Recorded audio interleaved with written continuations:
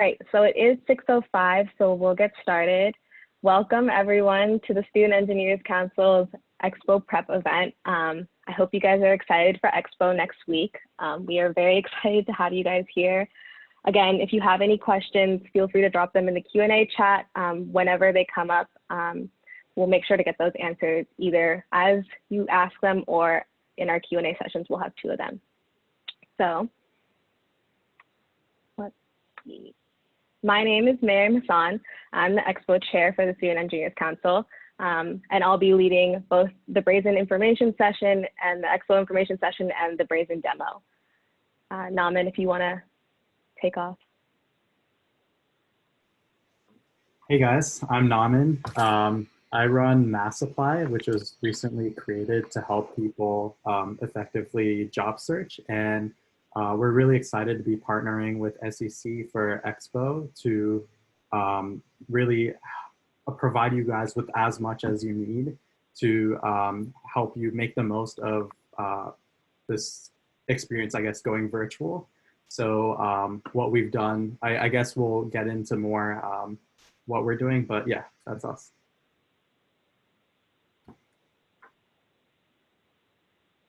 And hi guys, I'm Sana. I'm also on MassApply, and I'm excited to talk to you guys about it and help you guys with your application journey. Hi y'all, I'm Anthony. I'm the Director of Philanthropy for the Student Engineers Council. I'm also Aerospace and Ocean for the year of 2022, and I'm going to go over resume building and some secret tips and tricks that I have accumulated. I'm Molly. I'm the Awards and Scholarships Chair for the SEC, and today I'm just going to do a presentation for you guys for elevator pitches, especially in today's virtual age. Hi everyone, my name is Ryan. I'm the LEC Chair for the Student Engineers Council, and I'm doing a presentation on building the ideal LinkedIn profile. Hi guys, I'm Shivani. I'm the President of the Student Engineers Council, and I'll be here answering some of your questions. And hi guys, I'm Allie. I'm the Vice President. I'll just be here answering your questions as well. Perfect. So if you guys have any questions after the fact, our emails are also listed here if you guys just want to take a quick picture. All of our information is also going to be on our website, which we'll make sure to get to you guys later. Let's get started. So some general Expo information this year. It's the 16th through 17th, so next week from Tuesday to Thursday, from 9 a.m. to 4 p.m. Eastern Daylight Time. So how this will work is chats technically start at 10 a.m., but we do encourage students to enter in early at 9 o'clock to see all the company booths. So companies will be putting opportunities that they have for you guys. If they have specific positions they're hiring for, they'll put them in that you can see and prepare for beforehand. Also, there's a feature on BRAZEN where you can leave a message to a rep. So you can just be like, hey, just wanting to stop by and say hello. I'm excited to talk to you later. Just whatever you want to do just to kind of get your head start. Some companies also may open a little bit earlier before 10. So if you are on the platform a little early, you'll be able to connect with them as soon as they open chat. And we'll talk a little bit more about how you're able to do that when I do the demo. Some changes this year is we are using BRAZEN like most of the schools at Tech. It's an amazing virtual platform. Hopefully you guys will love it. A bunch of new changes is that we won't be having volunteers. We normally have SEC Expo shirts, but we won't be having those this year. We might have something new, but just with everything going on, it's kind of hard to distribute and all that kind of stuff. For obvious reasons, we won't have bag check-in. We also won't have student check-in because BRAZEN allows us to monitor who comes in and out of the fair on our own platform. So you guys don't need to worry about that. As long as you register with the links, you're good to go. And another really, really big point is that we will not be running interviews this year. So normally for an Expo, we do have interviews the day after. If my sound cuts out, let me know. Okay, all right.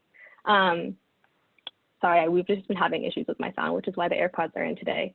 But we won't be running interviews this year. So make sure that after you talk to a company, you ask them for either their contact information or how they're going to be running interviews, what platform they're going to be used and everything, like what time your interview will be for. If you guys talked about scheduling an interview, make sure you know all of that, because if you reach out to one of us after the fact, we will not know, and it will take us a while to try to help you figure out. But it will just be much faster if right after your chat, you can ask them. There's also a feature, and again, we'll talk about this on BRAZEN, where you can follow up. So if you realize in the midst of the conversation you were really stressed and you forgot to ask, you can always send in a little chat, just being like, hey, what's the interview policy going to look like this year? A couple of other overview information before we get into the actual demo. This will be one-to-one video or text chat. I know Handshake has also been a popular platform that has group sessions. We won't be allowing group sessions through BRAZEN. It's just one-to-one, so you and the recruiter. All chats will begin as text, and the representative will be the person who initiates the video chat. Your resumes will be automatically populated on the BRAZEN platform. So if you see on that little laptop screen on the bottom right-hand corner, this is from a representative perspective, their resume is automatically there. So you won't need to worry about giving it to them. They won't need to worry about asking it from you. As long as you insert your resume in the registration form when you register, you're good to go. There's a 10-minute limit per chat with each representative. This can be extended at the representative's discretion multiple times and for 5, 10, or 15 minutes. So however the conversation goes, the representative will choose to extend.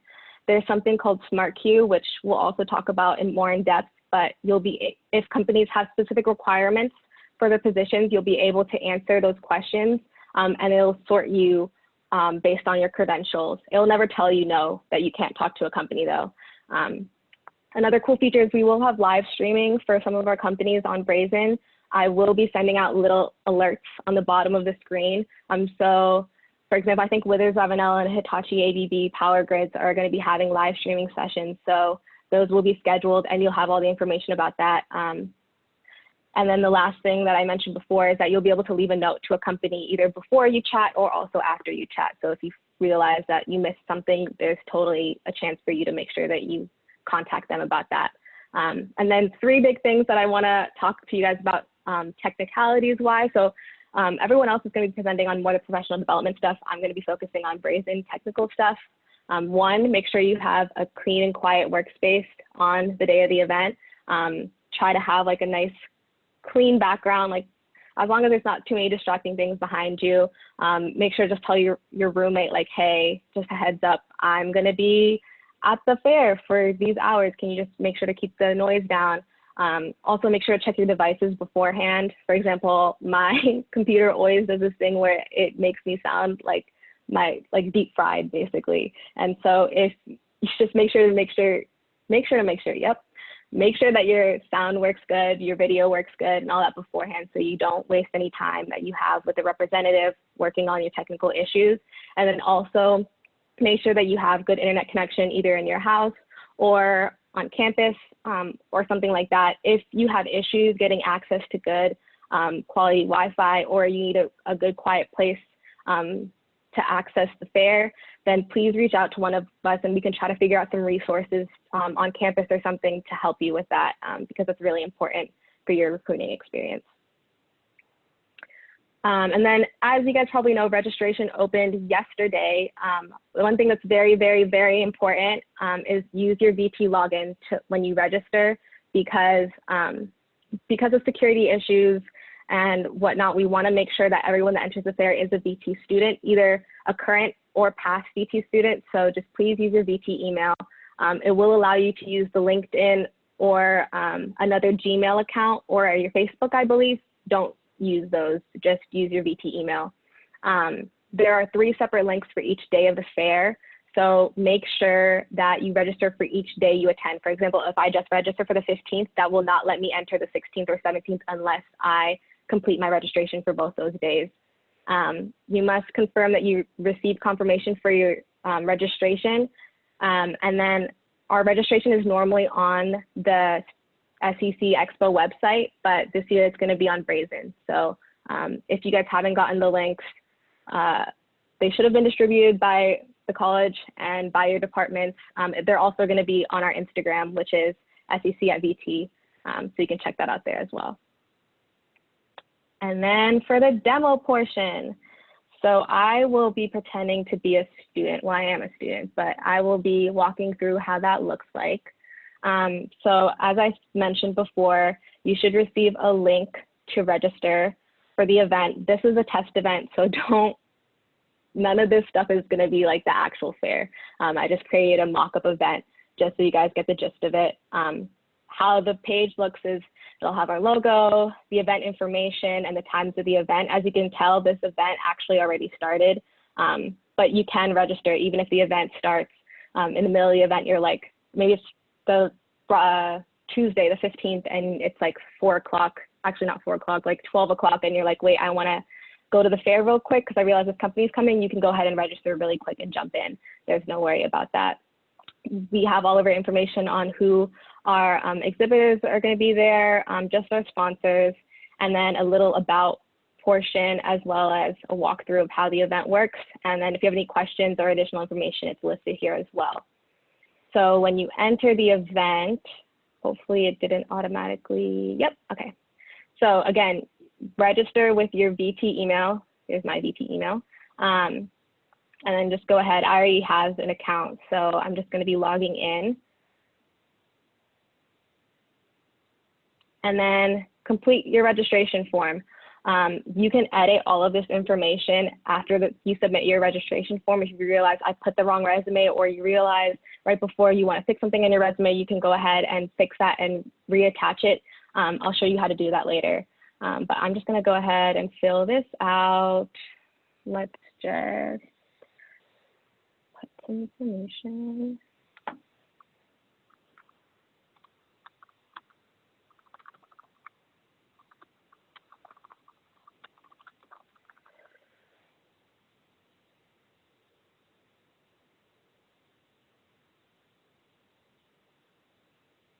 And then you can put your LinkedIn profile here, which I actually really like. I'm just going to put the LinkedIn website.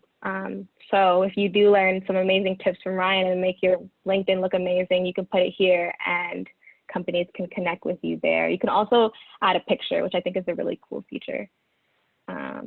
And then if you put your phone number here, I will not swarm you with text, but I will send you really important information. For example, if there's a live stream going on, I will also remind you, like if you registered for the event, to make sure you attend the event and things like that, because I know sometimes things slip. Or if for some reason there just has to be some emergency thing that I need to send out to you guys, I'll make sure to text it to you as well. So your resume is also required. The file types that you can add are there. I'm just going to pick a random resume that I have. Oops.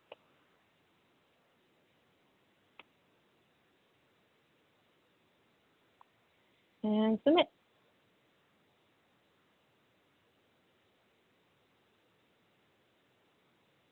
All right, so it says welcome back because I've already gone through this. But once you enter,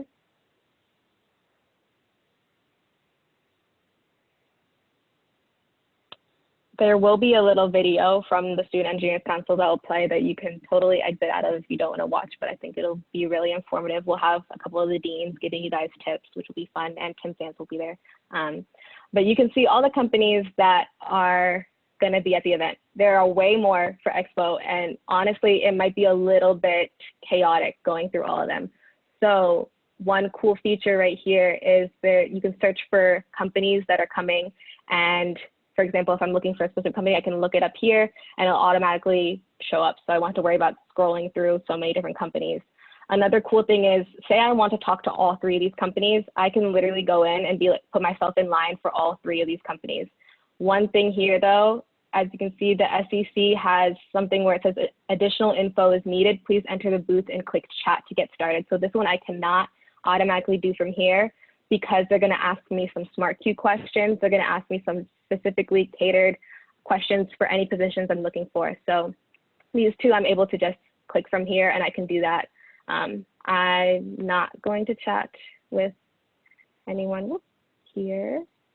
So I'm gonna exit out of that. One thing I actually really think is cool for you guys is there's an advanced search, which a lot of companies are putting tags in their booths. So if they're looking for a certain experience level, if they're looking for a specific security clearance, also for international students, you guys can put here, they'll put, companies will put if they're hiring for you guys. Not all companies are putting this information, but it will help you kind of filter through this information. So another cool thing is our Expo website, if you haven't gone on there already, also has that ability for you to filter through all that stuff to kind of prep beforehand. So this is what the lobby will look like. I'm going to pretend to go to a chat.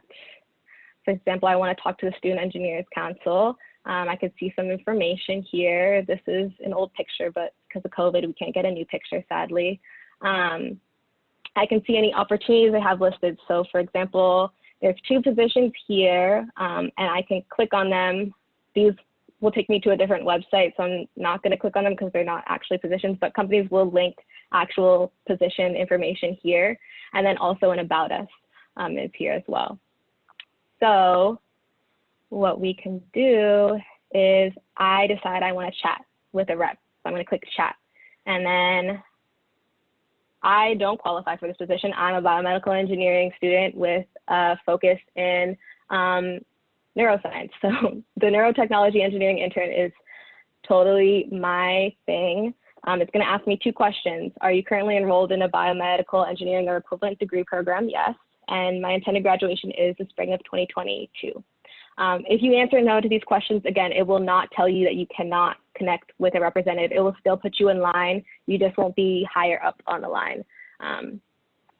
So I will get in line. Oh, and I'm automatically connected with a rep. So Anthony Mr. Kelly is my rep.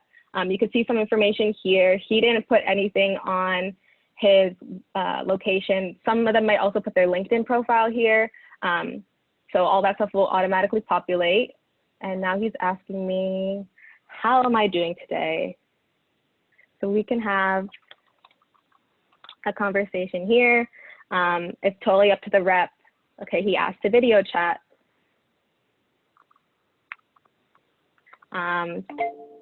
So it says here, Anthony has invited you to video chat. Accepting this will automatically start a video. So I'm going to accept. And I'm not going to allow this for right now, but it will show me here. Our text chat still continues here. And then if we decide, oh, let me actually talk about these things on the side. Here, it will show you how your connection's going. So if you have bad connection, it'll show. If you have good connection, it'll show, which I think is really nice. We only have 1 active chat going on right now. And then another cool thing is you can add an automatic greeting for all of your chats with a rep. So for example, if I want every single time I connect with a rep to put an automatic greeting saying hello, then you can put that in here. And it has this cool, these like little placeholders, kind of like when you do a mail merge, you can put it so that their name will automatically populate there. I think that's really cool. And then information on my smart queue questions are out there. And then if we decide to close the chat, either I can close the chat if you decide you want to close the chat, or Tony might decide he wants to close the chat. Either way, we'll end the chat here. And this is what I was talking about before. If I have anything that I forgot to mention, I forgot to ask them about how their interview process is going to look like or anything like that, I can go ahead and add a little note here that'll be sent to Anthony. And then I can also rate them how our experience was, and then add any notes. If I want to just be like, oh my God, this was a really cool company. I really like this. They have this position, and I just want to make sure all of that's there. So you don't even worry about having like a piece of paper with you, because it'll all be on here. And then click finished when you're done. And then if at the end you're like, wait, what were we just talking about? What did Anthony mention about that one position? I can see my history of chats and my transcript of my chat with him here, as well as an overview of the company as well, right there. So that's all of that. And then registration-wise, again, as I said, you can edit anything here. So for example, I put, are you willing to relocate? And I said no, and then all of a sudden I wanted to be like yes, or vice versa. I can switch that. I can add in a new resume if I want, as long as it's one of these file types. and change anything here. So make sure to save everything. And then this will show you your profile, your password information. If you have any help, need any help the day of, there's two resources you have. You can either use this resource right here, which will connect you with a BRAZEN IT person, or you can, there will actually be an SEC booth at this exact location, except our team will be there helping you guys and connecting with you guys to answer any questions. So if the day of you have an issue with a company or you have an issue with your connection, mainly not really technical, I would refer you to ask technical questions to BRAZEN because they could be with more assistance. But if you have any other information like companies and stuff like that, feel free to connect with one of us there and we will try to get that sorted for you guys. And then this other cool feature, if, for example, I decide to step away because I want to go grab a snack, or I don't know, I just want to take a water break or something, I can just toggle my chat availability as off and I won't automatically be connected with anyone if I'm waiting in a queue. So that's all I have. You can connect with as many reps on BRAZEN, as many different companies as you'd like. There's no limit. So definitely recommend to talk to a lot of companies because there will be a lot there for you guys. And I will pass it on now to MassApply, Naman, and Sana. Welcome. You guys can just screen share. Yep. Hey guys, how's it going? So I'm Naman from MassApply, and we've been working on a tool to, I guess, supplement your overall application process. And, you know, because everything's going online, make that whole process a little bit easier. And one major thing we're focusing on is making it a lot easier for all of you to apply to the relevant positions you're looking for.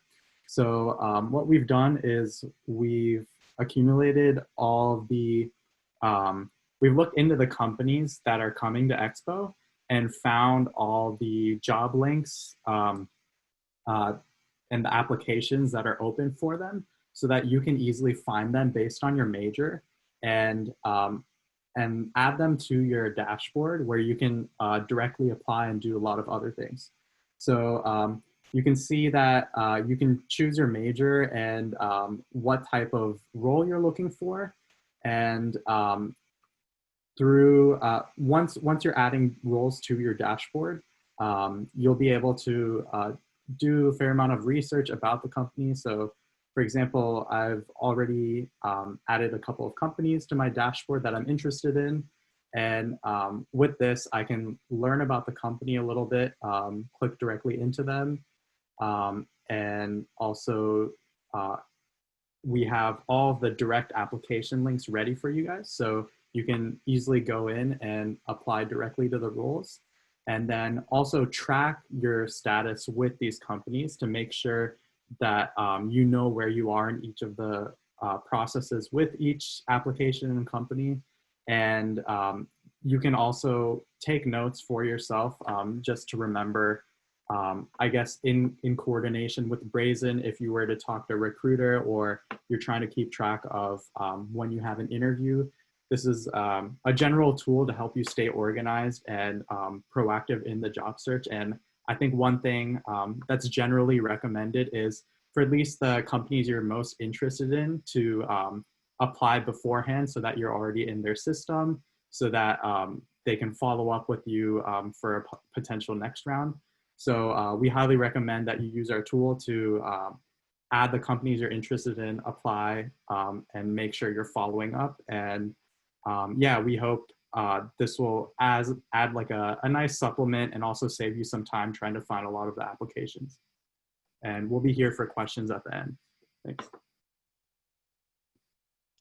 One last thing to add, we're gonna have a tab on there with some key questions that will help you stand out and have a conversation with recruiters past what they're asking. And we strongly, strongly recommend that you guys check that out because given the virtual format, anything you can do to stand out will help you attain that first interview. And that's the whole higher level goal of MassApply.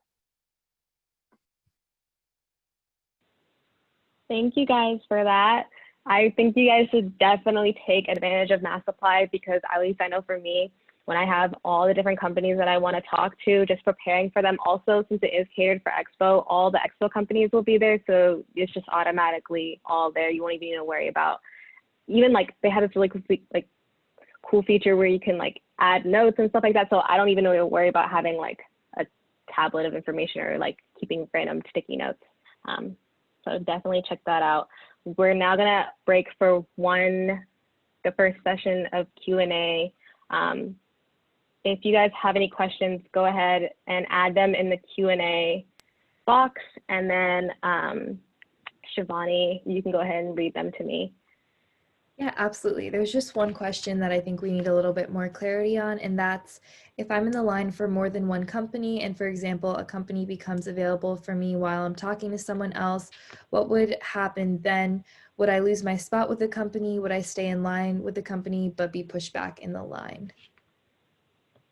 All right, so how that'll work, and yeah, I even had like a little bit of confusion when I heard about that. You can wait in multiple lines, but how it works is you'll automatically set all the companies you want to wait in line for, and then whoever is the first person to be available for you will automatically connect you guys. And then once your chat ends, you will still keep your place in all of the lines.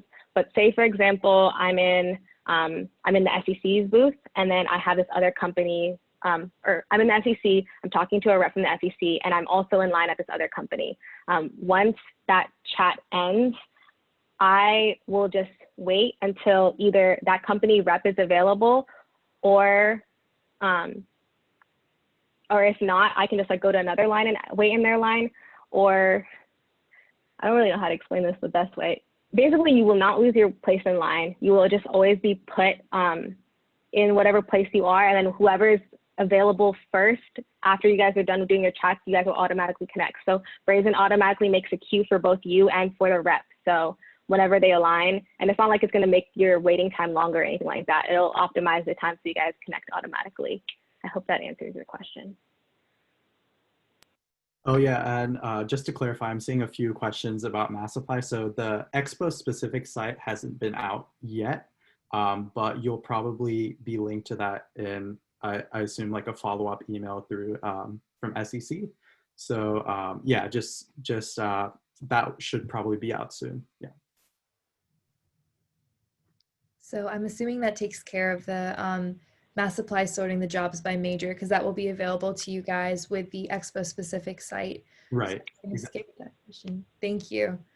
So this person says, I've never been to Expo. How do we know we obtained an interview? Will the company be very clear / explicit? Yeah, so all the companies are directed to be very clear on how to schedule for their interview process. They will tell you at the end all the information on the interview process. Again, if at the end, either make it a thing, at least especially now with this virtual recruiting process, to ask questions about what their interview process will be like, especially if they bring up the possibility of an interview. I would ask them those questions. And then also, if at the end you don't get clarity on that and you still want to follow up, you have the ability to follow up with them. And I encourage you to do that in that little text chat feature. Our next question is, I've never been to Expo. How do we know we obtained an interview? Oh, that was the question I just read. Excuse me. I'll dismiss that one. Do you recommend that freshmen apply for co-ops? That's totally up to you. So it really depends on what your schedule looks like. What I really recommend is making one of those 4-year plans when you get to college, because I've made like 50 of those, but they help you figure out how your semesters are going to look. So maybe if you do want to push off a semester, how that will look like, how that'll affect your classes, because some classes are specific for a semester. Just make sure to check in on those. It really is just a personal preference of whether you want to do a co-op. There are so many benefits to doing a co-op. There's also, do you want to take an extra semester or an extra year? So they're all things to consider. Yeah, absolutely. And the last question in the chat is, since many students are expected to be on BRAZEN and using campus internet, has this been made aware to the IT department so that there will be no issues with the Wi-Fi connectivity that the campus has seen in the recent weeks? Yeah, so the IT department, if not already, will be made aware. They do know that we have, so everyone at the school knows when all of our career fairs in, they're all set in schedule. The one thing is, with things like this, it's really hard to control how the server is gonna, and like, obviously I feel like the school has been like, yes, we're preparing for the fact that a majority of students are gonna be virtual, but obviously we're still having issues. So I would really, really highly recommend to try to figure out a backup plan if possible. I know that's not really possible if you do expect to be on campus, but I will make a note to reach out to the IT department to make sure that that is sorted for you guys. And we have another question here that says, for companies coming on multiple days, are they going to allocate interview slots only for the final day or along as Expo goes on? That is totally up to a company. So some of them might decide that they are going to just give out all their interviews on whatever day, like whatever they just like the first day that they're there. Some of them may decide that they only want to give a certain amount on certain days. The cool thing is, since companies can schedule their interviews on their own time, they aren't limited to either that like 1 day of interview or 2 days of interviews on our campus. They can, if they decide for some reason they fill a slot they expected to have, they can probably just have more. So that is a variable answer. Some companies may allocate on each day or a final day or the first day. It really depends. So our next question says, what should one do if BRAZEN experiences the similar crashes as Canvas did the first day of classes? So if we do experience a technical issue on BRAZEN, we will notify you guys about that. And we do have a backup plan using Zoom in the case that BRAZEN doesn't work. BRAZEN has been running a lot of fairs already, so we trust that it'll be fine and everything will run smoothly, but obviously things happen. So we do have a backup plan for utilizing Zoom in the case that BRAZEN does crash. Hey, sorry, I just wanted to add real quick. We actually do have the SEC specific site live. I just verified that it's up. So I'll link that in the chat, but it's massapply.com/VT Engineering Expo. And yeah, you can go in right now and start adding applications and applying. Awesome, thank you, Naman. And our next question is, how many days do you recommend us signing up for? Okay, so some companies are coming only on specific days. For example, one company may come only Tuesday, one company may come Tuesday, Thursday, one company may come only Wednesday. It really depends on the company's schedule and what they're able to attend.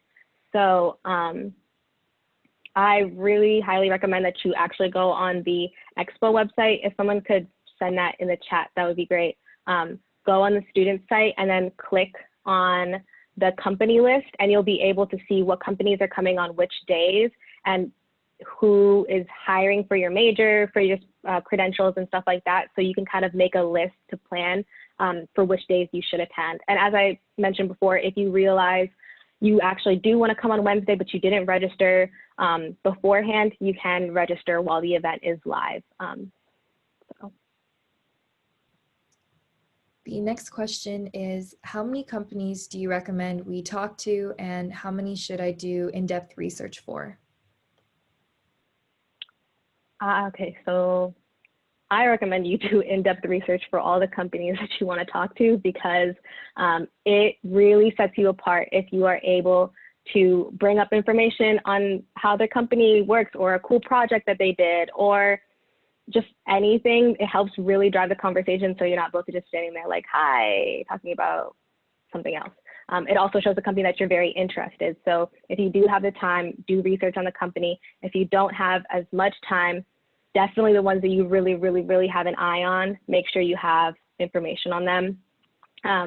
There was another part to that question. Was it how many companies you recommend talking to, right? Okay, yeah. They might talk about this a little later, but my biggest tip is talk to as many companies as you can and save your favorite companies for the end. So if you have like your top 5, pick another 5 that you could also just go talk to, get the nerves out, just have a conversation with them. And then, you know, just get yourself situated, figure out what you want that intro chat to be, figure out what things about your resume you want to highlight, and then kind of do that a couple times. And we'll also talk about elevator pitches. Molly will talk about that so you guys can figure out, get that all set out so that you don't like stutter when you say it, and then go to those top companies and give it there. So as many as you can, highly, highly recommend. That looks like all the questions we have so far. All right, perfect. I put my email on the first slide. If you guys didn't get it, I will send it in the chat so you guys can send me any questions. I am happy to answer any of them. So yeah, I will pass it on now. Thank you. Hello, you all. I am Anthony Mistichelli, and I'm going to do the resume overview slides. It's like 7 slides. It's not too much. So a little bit about me. I have just compiled a list of rules that I live by for things like resumes and interviews and whatnot. And these basic rules and tricks, they might be, you know, mildly controversial of like, should I do that? Should I not? It's just what has worked for me in the past. It's what recruiters have told me they liked, and also feedback I've gotten from managers and professors and different people in the industry. So it's not a catch-all for everyone, but I do think that if you follow the structure, it's going to be different and it's going to be good. So to start, I could go over every tidbit and thing that you should have on your resume, but if you're looking for a basic skeleton of where you start because you're a freshman and you've never had a resume before, this is a great resource from College and Career Services or something like that. There's a QR code there, but you can just look at the VT Career Services website, and it's a great checklist. I would take a screen grab of this slide and just go down the list and almost make your resume look like this checklist, but then fill in the points. And today I'll try to highlight really well header, education, experience, and skills. But yeah, please grab this and then grab the website if you need as well. So to start, for what I'm going to go over, I'm going to go over my key points. The 3 big takeaways I want to get out of this presentation is that your resume doesn't exist if there's not a job rec number that you're applying with that resume for. Those 2 go hand in hand. So I'm going to try to highlight the importance of, I call it a rec number, but it's just a specific job or opportunity that you find on a company website. You have to differentiate yourself. That's the second key point. And the third key point is that a good engineer and a bad engineer are not determined from GPA or anything like that. They're just determined by passion. And so if you can tailor one piece of paper to show your passion, then you will get the job every time. Well, not every time, but you'll get the job. So to start, this is basically what I've been told how a recruiter is going to scan your resume, and it's the F format. So your top 2 things, they're gonna skim the words, but a recruiter is really only giving you 10 to 15 seconds. If you're at a career fair, maybe 10 to 30 seconds, where they're gonna actually read what's on your resume. So when you're looking at what you highlight and how you format your resume, you should have clear breaks, clear spacing.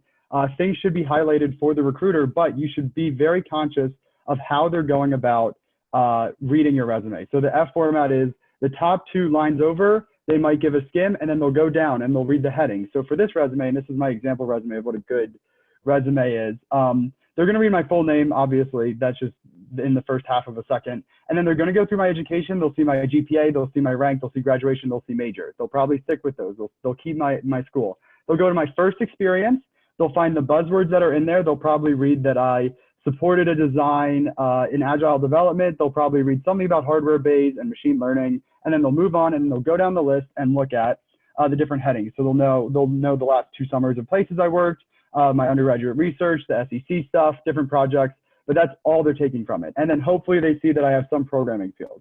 So for a full page of writing, that's all they're gonna take in that 10 to 15 seconds. So please, when you make your resume and format it, be conscious of the F format, and that's how their eyes are moving.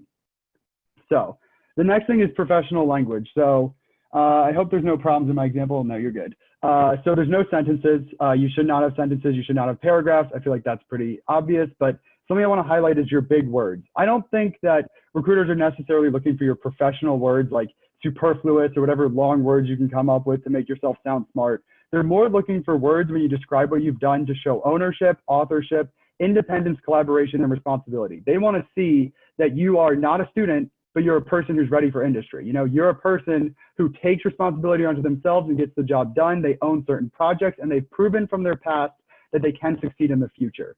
So I want to talk about what this example has. And so something that I have here is parallel structure. Every time that I write what I've done in an experience, I use the parallel structure of, I start my sentence with a verb in the past tense. They say use present, they say use past. I think for internships, it makes more sense to use past because they're so temporary, but it really, I don't think it, no one's disqualifying you for a job based on your tense, in my opinion. But I'll use a verb in a past tense, and it'll be a verb that shows something like ownership or independence or collaboration, or that I took on responsibility. And then I'll talk about what I did. And so it's very structured of verb and then some words of what I did, verb and words I did, and verbs and words I did. And then the last thing is when I am talking about, so for this first job experience, it's a lot of different computer science, programming, and system engineering type responsibilities that I took on. Well, if I was going to apply for a systems engineering job, I would look at that job rec, look at that description and say, what can I highlight from the time that I was this intern and put those on my resume that's going to work for this job description. And if there is no job description, you're submitting your resume to BRAZEN, you should make sure that your bullets are versatile. No one really cares if you worked on this specific point of code in this specific project that's so specific to this certain thing. They care more about that you worked in a Scrum team or you worked in agile development, something like that. Your experience thing should be able to be applied to other projects and not super specific. The last point is, can there be acronyms on your resume? And beyond the basic acronyms, like what I have, AI, ML, TCL, different like languages and acronyms like that, that's all fine because everyone knows what AI and ML is. The acronyms you should be scared about is something like FARS, is I have something later on my resume, no one knows what that is, and so I'm not going to put that acronym on my resume. But if an acronym is in the job rec and in the job description, then you can use that acronym on your resume, save space, clean it up a little bit, because they already should know what that is. So I think that's all I had on professional language. A quick little tidbit, something that I do is, if you do end up scoring an internship, if you have scored an internship and you're going for one next summer, resumes are so much easier to write if every day at the end of your internship, or at least at the end of the week, you wrote down every small thing you did. Because when I'm looking to tailor my resume to a specific job rec, I go back to my spiral, I go back to my journal, I go back to my legal pad, and I check what I did every single day and say, oh, well, that could apply to this job rec. And I can make a very tailored and directed resume for the job rec. I make myself basically the perfect candidate without being the perfect candidate. So next thing, the 3 most important sections on your resume, and something that I learned very recently. Education experience, that's very obvious, most important thing. Skills is something that I'm going to cover because that's very, very important for job recs and recruiting that I never realized. But to start with education, I am on the boat, and it's a little controversial, that you should not have high school on your resume, even if you're a freshman. Because if you're a freshman, you theoretically should have high school because they want to know about your past academics or what have you. But at the same time, you're competing against sophomores, you're competing against juniors. And so having high school, I feel like, if you have a blank resume, put it on there, but it doesn't help you at all. And if I were hiring someone, I would rather hire the freshman that looks like they're ready for college, ready for industry, and they've got their stuff together and they have a very professional, tailored resume, over the person stuck in high school, because there's just such a big difference between high school and college. My last notes on this, put Bachelor of Science, write it out. It just catches eyes, it's easier to find. Write out VT, or you can do the Polytechnic Institute, doesn't matter. Graduation year is so important. Graduation year is more important than putting your year. Year is like, oh, well, I'm a freshman with 80 credits, so I can say I'm a junior by credits. That's all BS, sorry. Put your graduation year, that's what matters, and you should be putting spring, May 2022, or fall, or winter, or whenever you're graduating. GPA is a must. I do not think you can get away with just putting in major GPA and thinking that'll slide. Some of these bullets that I'm having here is I'm trying to show that you shouldn't disqualify yourself for a job, right? And so if a recruiter says, I need to check these 5 things off your resume, and one of them is GPA and not a major GPA, and you put a major GPA, you have disqualified yourself. Recruiters are not going to want to reach out to you if they have 1,000 resumes to sort through. So don't disqualify yourself in major, not in major, put them both, but do not leave out the out of major GPA. And then interest in coursework is something that I have is acceptable fluff. If you have a really clean or empty resume, you can try to direct your passion in life and engineering by having an interest section. What are my professional interests? My professional interests are in high-speed unmanned aerial vehicles. I can put that line on my resume. It tailors me. It makes me seem very passionate, and it adds a line. It makes my resume look more filled out. Experience matters more than GPA. Everyone knows that. It matters more than education. Experience is what you need to highlight. By far the most important. Make sure you don't pass up, and I talked a little bit about this on the last slide, so I'll go fast on this one. Make sure you don't pass up soft skills, because something I'll talk about, I think on the next slide, is you have to differentiate yourself. Everyone coming out of Virginia, you're going to a career fair with Virginia Tech engineers, competing against Virginia Tech engineers. Everyone comes out with virtually the same technical skills that they don't earn from their job experiences. So you don't want to go to a recruiter and be like, hey, I'm just like the last 50 people you talk to. So highlight those soft skills, you know? Make it versatile, and I talked about this with the words earlier. Show your work ethic, show your achievements. If you are able to get an achievement in your summer, that's huge. It needs to be in there, like an award, some sort of profile, what have you. Skills. Skills is, in my opinion, from what I've heard about recruiting, skills is the most important thing on your resume to make sure you make it past the first round of recruiting. And so, not to get the job, but to make it past the first round. So if you see that there's 10 skills in this rec number, and you're only putting 3 of those skills, and you don't feel like changing your resume, that's a problem. You need to put every skill that is applicable to you or mildly applicable to you that's in that job rec on that resume, because you have that skill. The next thing is relevant coursework is an interesting section on what people put on resumes. I think it's kind of a waste of space. I think that people know, you know, with your degree, what kind of courses you're taking. What I think is important though, on my resume, we're going to think of dynamics, but those are skills. Those are not courses I took. I mean, they are courses I took, but those are then skills that I developed from those courses. So I believe that you can put the name or major themes of courses you took in your skills section, because that's just a more professional way to go about it. Because we're trying to market ourselves as someone who's ready for industry, not someone stuck in high school or college. And then make sure your skills are organized. So if we go back to this, if you can see the bottom, I don't just have a list of skills. I have very organized with heading skills. And that's what I was talking about earlier with, I put statics, dynamics, structures, circuits, things like that. I took a course on it. I put it on there as a skill. It's no longer a course, right? So then last, the Eyecatcher. This is not last. The Eyecatcher is something that I haven't not learned about till this summer, but you only have 5 to 10 seconds if you're applying online or talking to a recruiter for them to know that they want you. They want to finish, they want to look into you more. And so something that can be an Eyecatcher is programming languages, GPA. If you have a clearance, put it on your resume. If you have a clearance and it is not, and like I said, if it is not in the first line, you're playing yourself. You need to have that be the first line, period. It is the Eyecatcher. They look at this resume, they see that first line, and they're finishing to read my resume. But you need to have the Eyecatcher that will get the recruiter hooked on you. And so in this section, I want to talk about, so if you have 5 to 10 seconds, they will read a 2-line, maybe 3-line summary about you. I don't believe in the objective. If you're going to Expo and you're going, especially with BRAZEN, with all the information you fill out, and you have an objective on your resume, you've lost about 1/8 of the real estate on that piece of paper, and they already know what you're there for. You're there for an internship, you're there for a job. Why are you putting that on your resume? That's a waste of time. But a summary can be completely different. A summary can highlight your skills, highlight your passion, highlight what makes you different. And that can be you know, I am so-and-so, and I have spent this long of my life being inspired to do this, and I have these programming languages for this job. That's all. That's a summary, 2 lines. That was a terrible example, but you know what I'm saying. You just have to make it, make yourself different in those 2 lines, but don't put objective. That's a waste of space.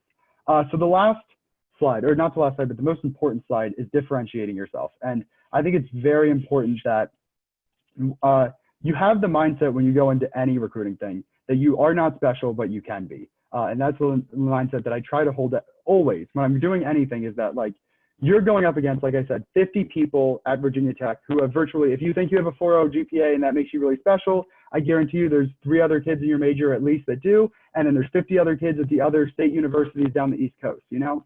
So you have to differentiate yourself based on certain things, and certain things you can connect to the job or the recruiter. And so I've in huge writing directed passion, right? So my directed passion currently in my textbook life is systems engineering and the idea of components of systems integrating with software and what have you. And so you can go down my resume and you can see that nearly every single bullet, and defense contracting, every single bullet has something to do and ties back to system engineering and ties back to defense contracting and ties back to supporting the military through engineering, technology, what have you. And so it's so important that when you go down every bullet of your resume, and if you're looking about whether or not my resume is good, go down each bullet past education and say, is this a bullet that you would see on someone else's resume, or is it different? Is it something that a recruiter is actually going to think about, or is it something they've seen 80 times today? And so that's just the most important thing is, am I different, and does it show my passion, right? So I'm going, full send, if you will, in one direction, and that's what's going to get me the job, because no one wants someone who wants 50% of the job. They want someone who wants 100% of the job and who's eager to work. Other things on your resume that can differentiate yourself that I do support is having unique experiences. Like if you had a very unique internship in like finance, and you could highlight that because that's different. Volunteering, hobbies. Hobbies are interesting because you can connect with hobbies with recruiters. Oh my God, you crocheted, I crocheted. How cool is that? What have you. Extracurriculars are important. And then your soft skills can also make you different. And then the extended resume question mark I have down there, because I am a strong supporter of, for a career fair, you have a one-page resume, but if you connect with the recruiter, you have a three-page resume in your back pocket that you're ready to email them, that you're ready to show them, that goes more in depth into your projects, into your technical skills, into your abilities, and what have you. And I think that the extended resume play at the end of talking to a recruiter can very much help you nail the job and not just make the connection. So the last thing I want to go over, and this is another thing to screenshot, is things you would think would be okay but are not. Clutter, filling your resume with black text because you think that having more words makes you look better. Underlines and bolding things, not in headings but throughout the thing, is a problem. It makes recruiters feel stupid. That's what I've heard. Not including basic skills. If a rec number has MS Office, Microsoft Suite, Microsoft Word, I don't care if you know C++, Java, what have you, and you think that it would be assumed you also know how to use Microsoft Word. If it's in the job rec and you know how to do it, it should be on your resume, because that is something that could disqualify you. And recruiters are not going to want to email you and be like, by the way, do you know Microsoft Word? That's a waste of their time, and so you don't want to disqualify yourself like that. Course numbers, like putting AOE 30, 33, something like that, if you decide to put relative coursework, is a waste of time. Just putting state and city. So that's another disqualifier that you don't want to do. If you put in your heading, your address, and you just put Blacksburg, Virginia, all of a sudden the recruiter needs to send you something through mail. That's the way they're doing something for some reason. And you have just disqualified yourself by not just typing out 4 letters and a street address. So it's just worth it to put that. Don't have any color, style, or headshots for engineers. If you're not going for an engineering position, that's completely different. But for engineers, you don't need color. You don't need icons. You don't need, weird columns that highlight things down the side. You just don't need all of it. It just, be very formatted. Don't omit a bad GPA because you don't want to disqualify yourself. Objectives, you don't need it. I did that. Full sentences I covered. Being untailored is what I'm saying is that don't have a basic resume. A resume does not exist if you aren't applying for a specific job description. I don't think that you should have social clubs without leadership unless it's in like a hobby section and very small on your resume. Excessive capitalizations are super annoying to look at. And then don't be too specific. Make sure you're very versatile. And then another thing is, if you have some sort of experience, some sort of campus involvement, and you're explaining what the club's doing and you don't mention at all what you've done, then that's just another waste of real estate on your resume. And I think that's all. So that's all I wanted to cover. There's probably a lot of questions. I went pretty fast, but I will pass it. And Miriam, actually, am I doing questions now? If there's questions, or am I passing it to Molly? You're passing it. All right, pass it to Molly. Thank you, Tony. Yep. Yeah, at the end of all 3 of the presentations, we'll have a Q&A, and then after all those, we'll each have a breakout room to specifically talk about LinkedIn resumes or elevator pitches. But I'm just going to be talking to you guys about elevator pitches, especially in today's virtual age. We're going to be looking at how you can stand out in making an elevator pitch, especially on BRAZEN. So we touched about it earlier, and Miriam talked about it, but you really want to make sure that you're doing your homework. So you want to go to this page on our website. The link is in the right-hand corner, and you want to put in all of your information. And that list on the side is going to get smaller, and it's going to tell you companies that are looking for students exactly like you.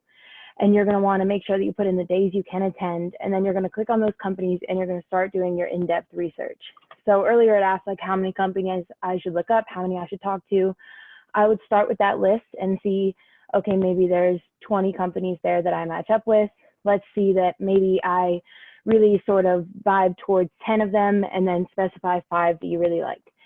So what you want to start with is their background. So what have they worked on? What are they working now? And their different sort of like management positions, their different maybe sources of retail, anything like that. But another specific thing that can make you stand out is looking at the culture of the company. So going on these websites and looking if they have these links like pictured here, their Facebook, their Twitter, their LinkedIn, or any other social medias, it can show you what they're doing outside of work hours sometimes. So maybe they're a really social or community service-based company. That can really make you stand out if you go up and you talk to them about some service you've done or maybe some projects that they've been involved in, because you could catch the right recruiter that is directly involved with one of those service events and really make yourself stand out in their eyes because they want to talk to you more about those types of things rather than manufacturing processes lines. Another type of thing that you can really hone in on is looking at those locations and available jobs. So MassApply can really help with that. It's looking at specific positions that are available to you that you can tailor yourself for. And like Tony was talking about, making your resume sort of stand out in specific areas for different jobs. So you want to be able to walk up to a recruiter and say, hi, I'm interested in your manufacturing management position in Pennsylvania or your facilities position in Virginia. You want to be able to say exactly where you're interested in, and it'll then show the recruiter that you're looking for something specific and you've done your research. So after you've done your research, you want to make sure that you're ready to build your speech. So when you're building that speech, you want to make sure that you're first looking at your highlights. So Tony kind of talked about that. If you don't have something desirable to share, don't share it. So if you don't have the strongest GPA, if you aren't in a ton of leadership roles, if you haven't had any experience yet, maybe you're a freshman, you're worried about that type of things, you need to show the things that you are super proud of, the things that you're really confident in and you know that you'll be able to talk about. So that's those leadership roles. Maybe that is something that you're the president of, you're the treasurer on an executive board, you do have that super strong GPA, or you're in a lot of classes that you're super proud of. Maybe they're looking for sophomores, but you've taken some of those junior level classes and you're able to offer a little bit more. And you've looked at those specific positions and you're interested in a facilities job. Say that you have relevant experience in a specific facilities management position, maybe during a paper or group project, anything like that. You want to be able to note those so that you can kind of meander those into your speech, which is the next part of connections. So this is where you use the research that you did, but you naturally place it into the conversation that you're having, because that's what you are having. You wanting to say something and have them respond back. So you want to be able to say, I was looking at your positions and I saw that you had a facilities management job in Virginia. I actually worked on a paper recently about XYZ and it was really interesting because XYZ, and you're just placing yourself in there. Or your connection could be, I was looking on your social media and I saw that you guys had a hiking club. I go hiking almost every other weekend. And I saw that that was really interesting, because the whole point of making a connection with a recruiter is that you aren't a student standing or sitting in front of them on their computer. They're picturing you in their workplace, next to them, in their teams, working alongside them, and not just someone outside of the company, but really finding a way to get yourself in there and in their eyes, in their company. So the next part of that is the attitude that you display when you're going about this. So like I said, you want to talk about things that you're confident in yourself. You might be timid, you might be nervous about this process, especially with it being online. And like Miriam said, you do want to kind of get those jitters out with those first elevator pitches with other companies. But the biggest thing is you want to talk about information that you're confident on. If you are talking about it, that is going to spill into the interview itself, because you're going to have things that you want to share, not just things that you're kind of scared of. So that GPA, if you know you're excluding it, it's going to make you feel 100 times better than having to get past that in that conversation. So another really important thing is being engaged and responsive, not only when you're talking, but when they're talking most especially. So when you're done with your elevator pitch and they're responding to you, you want to be able to actually respond to what they're saying and not just talk more about yourself. If they're asking you a specific question, it's to answer the specific question. Like they do these all day, and if they're asking you a question, it's because they want you to answer it, and it's because they want a direct answer. So you want to make sure you're staying engaged and really responsive. And the last part, let's say you did a great elevator pitch, you had a great conversation with them, but they answered all your questions about maybe their manufacturing processes line or that specific job that you were going for. This is the time where you could bring up those other questions such as culture. So maybe they don't have any social media. You could say, oh, I was wondering if you could tell me like about your social atmosphere at your job. Do you guys do anything outside of work? Do you have any like clubs or meetups for any like hiking or anything outside? Maybe they have days that they bring in food, anything that, again, that can put you into their eyes, into the workplace. Again, with assessment, you can ask, so if I do get this co-op, when am I assessed? Do I have a bi-weekly meeting with the supervisor? Do I have a monthly presentation to a board of whoever? That kind of, again, gets you into the mindset of you actually getting the job and also them. So they're thinking about you being in that workplace and you being assessed. Or if it comes down to it, they're an employee and they're also a person, ask them what some of their ongoing projects are. So say, what are you working on right now?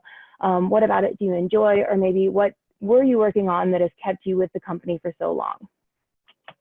So kind of putting that all together, you want to make sure that you kind of list these out. It depends on how you are as a person. Like I would do bullet points and then kind of just weave them all together. But you want to practice this in front of a mirror, in front of a friend. You can record yourself and watch it back. That can be really helpful.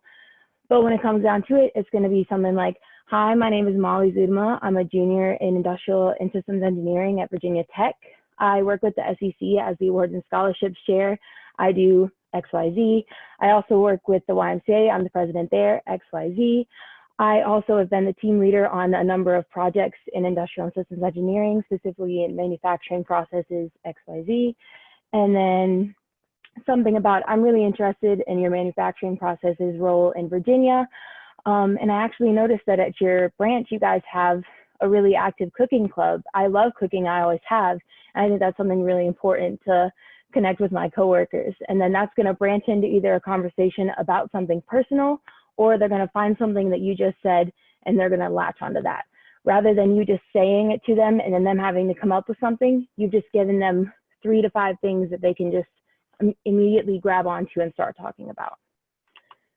Now, going into navigating online recruitment, some things are different. You aren't walking around in the big room, you're not waiting in lines physically, but as Miriam said, you're putting yourself in those queues and you're kind of looking around for what you really can look for. So the biggest thing is how you're gonna look on the video chat if you have it. So your appearance still needs to be really strong. You still need to be dressing for success. And please note, you do need to wear professional from top to bottom. You do need to wear pants at all. And you do need to wear pants that aren't sweatpants, that aren't biker shorts, that aren't Nike shorts. You need to wear your slacks, you need to wear your skirt, your dresses, anything like that, because there are instances from my peers I've heard that they have asked people to stand up during interviews to make sure that they are dressed properly, because in their minds, if you can't dress properly, then you don't have enough interest to even get dressed. Then why are you gonna have enough interest to be working for the company? Stuff like that. So just please wear pants. Additionally, your posture, your lighting, and your background. Miriam talked about kind of like a blank canvas background or something that's just neat and tidy. If you need to do it in a space outside of your dorm room, outside of your apartment, you just need to go somewhere where you have good lighting, where people can see your face. Miriam also noted about how you want to check your devices. That's a really big part of it. You want to make sure that your audio and your video are working and have as strong of a connection as you possibly can. We know that that might run into issues, but you just want to make sure that your roommate isn't walking around in the background, changing or, getting back from class. You want to make sure that your roommates aren't cooking dinner in the background or screaming. You just want to make sure you look professional as you can, make sure your posture is great, and make sure that you look as ready as you can be in these kind of different circumstances that we're not used to. And lastly, after that pitch, after that conversation, you do want to be direct. You want to ask for an email, you want to ask for a number, some way to talk to them. If they do start talking to you about an interview, great. Also be direct with that. Ask them about times, ask them about processes. Again, they are doing this maybe hundreds of times that day. You want to make sure that you have all the information, because even if the conversation went 100% correct, they still have the chance of forgetting that it even happened. So you want to be able to reach out to them. You want to make sure that they remember you. And if they do tell you to apply online, I know that that has kind of a stigma of being bad. It is not always a bad thing. Even if they are doing all suggested or like by resume recruiting, they could still be collecting online information if they're not collecting it through BRAZEN. So make sure that if you are applying online, use MassApply, do it ahead of time. Even if you do it ahead of time, you can say, I've already applied online, and make sure that they do. Make sure you know that you did it. and because they can always put a star on your resume and look you up later. That's all I have for now, but if you'd like to come practice an elevator pitch or have any questions, I will put a Zoom link in the chat for you guys, and I will be able to help you out later.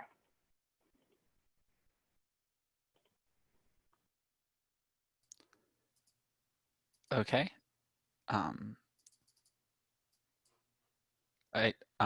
You should all be able to see my screen. So as I said earlier, my name is Ryan Nidek. I'm the LEC chair for the Student Engineers Council, and I'm going to be going over LinkedIn basics. So LinkedIn, essentially you should think of it as two things. One, kind of a professional website showcasing yourself, but really more specifically, a extension of your resume, because the resume you use at a career fair is pretty much limited to one page. So that limits what you can put on there. So LinkedIn's a really great opportunity for if a recruiter wants to find out more information about you, they can go and get that information in a more verbose format. So the basics of a profile, your profile picture. Make sure your profile picture is professional. It doesn't necessarily need to be formal suit and tie type picture. I know both of the examples are, but just make sure it's something with you looking straight at the camera, not a group photo that's cropped, not a photo that you and your friends took out when you were hiking or going to sunflower fields. Make sure it's, you know, a professional photo of you looking straight at the camera. The tagline, make sure you summarize your brand in one line. So I purposely chose two different examples that went a different way of this. Tony made a point to talk about his internship that he's doing right now / co-op and talk about his education, whereas Ali talked about a student leadership position on campus. Both are okay and neither is incorrect. It's really about what you want the first thing that the recruiter to know about you to be. So just choose that strategically. Cover photo, it should be something relevant to your brand.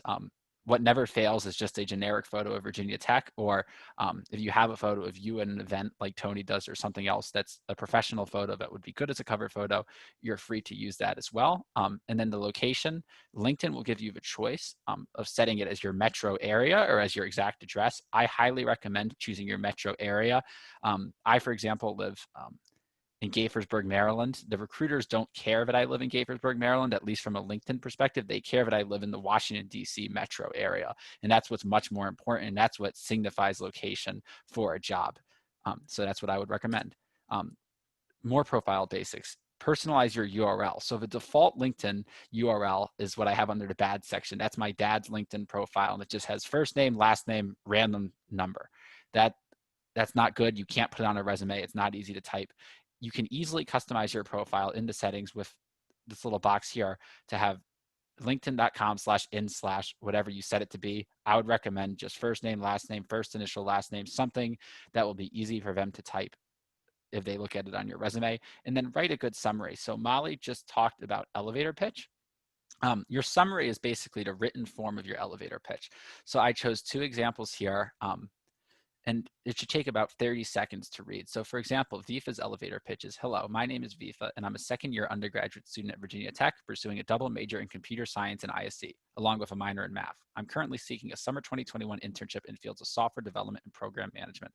That is perfect, and I think it would satisfy Molly's requirements right there. It's short, it's to the point, and it says what you want. That's exactly what you want in the summary, and that's the first thing that the recruiter will likely read when they see your profile, beyond the cover photo, profile picture, and tagline. Experience, this is really the core section of your LinkedIn profile. It's employment and work. On your resume, it would be your employment or work experience section. LinkedIn just calls it experience. This should contain internships, co-ops, professional programs, or externships. That's maybe a little less common for engineers than business majors, but nonetheless, jobs and research positions, TA positions, et cetera, et cetera, et cetera. This is a bit of a controversial opinion, but I don't think it should contain extracurriculars, volunteer experience, et cetera, unless if the section would be empty otherwise. And I'll get to that later, but there's other sections on LinkedIn for that.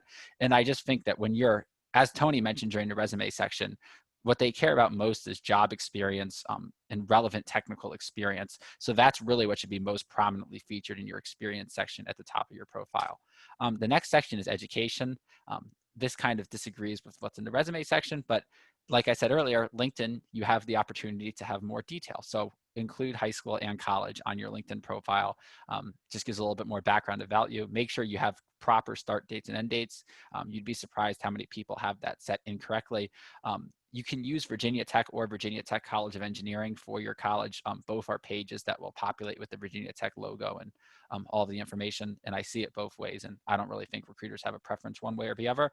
And then this part is optional, but you have the ability to fill in with activities and societies, GPA and focus areas and minors. I don't think that's required on a LinkedIn. GPA maybe a little bit more so, is recommended at least for college GPA, especially if it's something that you're proud of, but it's not like a resume where if it's not there, they're thinking you're hiding something, because there's really less of a convention around it one way or the other.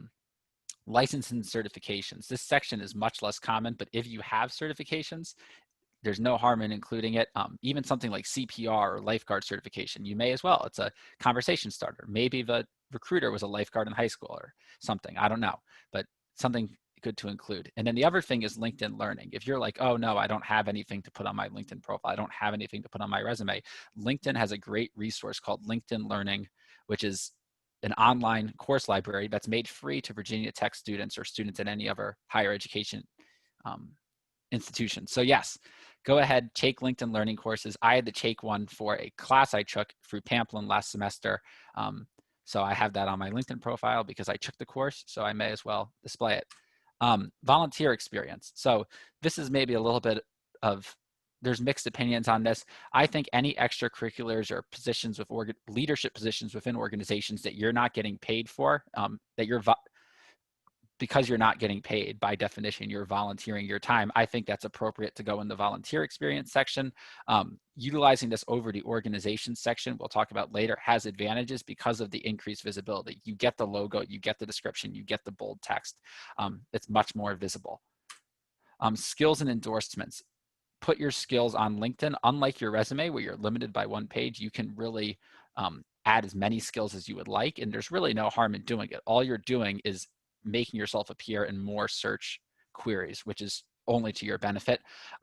Ask your connections, especially people who might have a lot of connections, maybe a former manager, a former research advisor, et cetera, to endorse your skills. I chose Dr. Watford as an example here because she had lots of endorsements for her skills.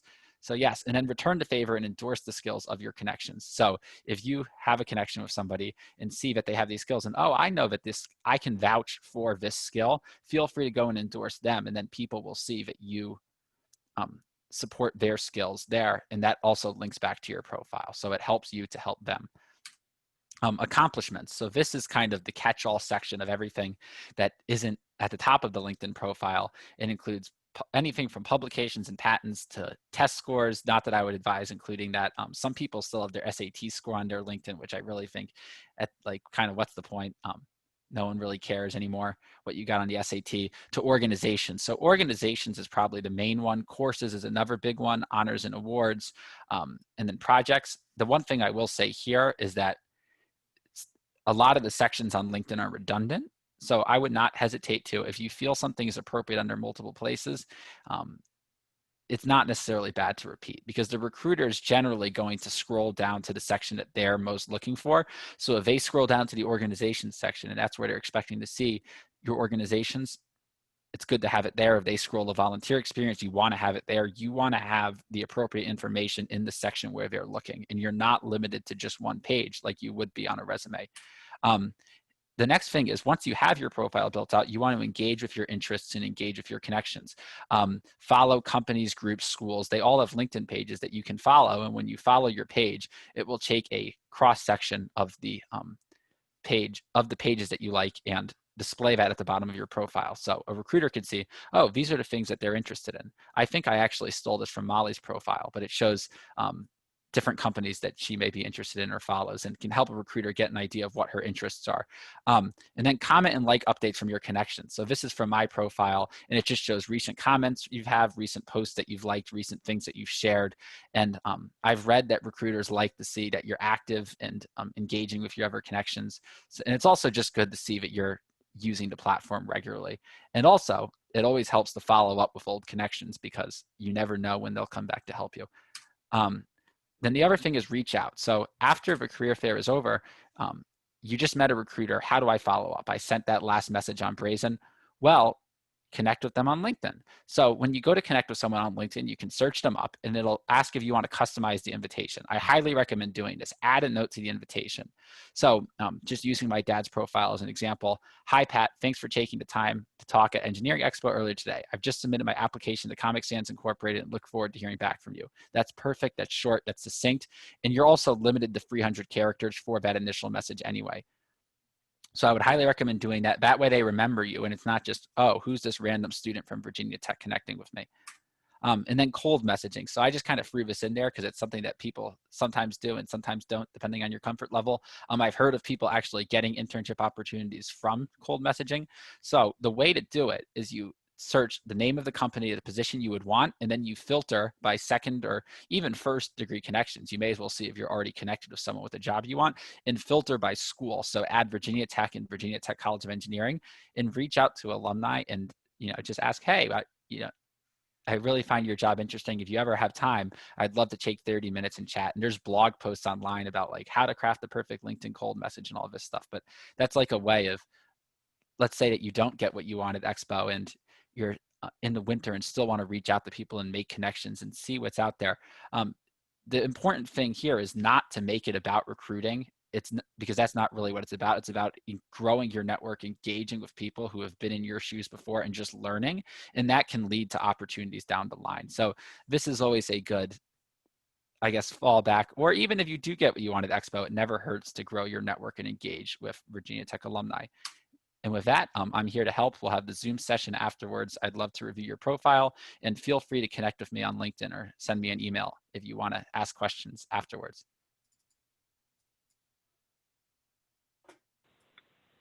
Thank you, Ryan, and thank you, Molly. And again, thank you, Tony, for your amazing presentations. I hope you guys got something out of there. Again, if you guys have any questions, their contact information was in the slide before. Also, they have Zoom links that they're going to send out in the chat.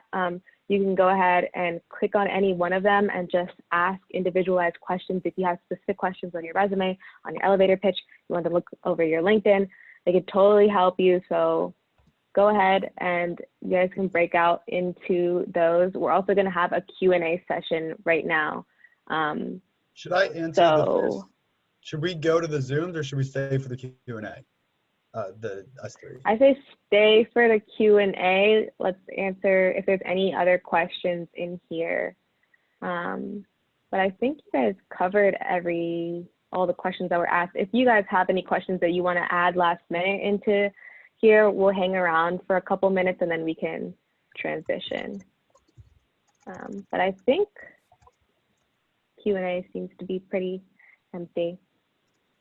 Yeah, I'll head over to my one in there with the resume. As Shivani and Taylor answered it, I would just like to add that if you write that you have a canceled internship because of COVID, which I think is a good idea, make sure you put canceled just so that all your slots are filled in for every summer. It's a good idea. Make sure you put canceled, but then it looks almost even better than the experience you could get there when you write supplements and then write what you did to fill your summer and what things like personal projects you did and technical things you did over the summer that supplemented the canceled internship, because that looks so nice. That's all. All righty. Break out if you guys want and go ask some questions. If not, again, my email was in the chat and we are all here to help. So I will stay here for a little bit.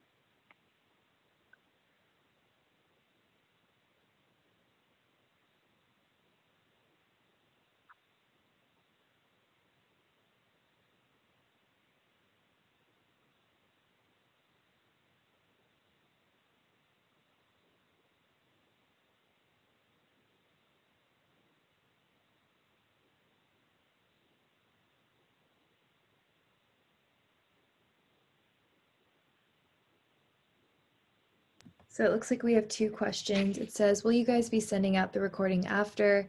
I can just answer that. We'll be posting this in our YouTube channel, so you should have access to all this information there.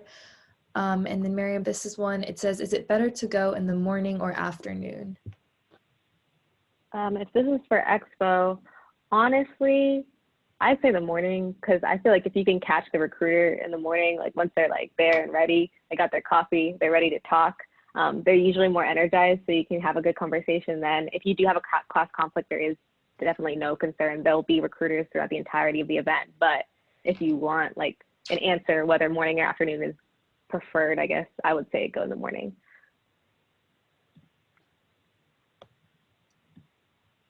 Looks like that was all of the questions we have in the chat. Does anyone who's left have any additional questions?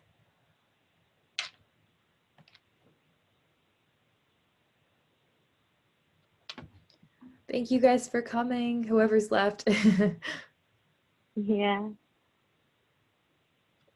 You guys can just screen share. Yep.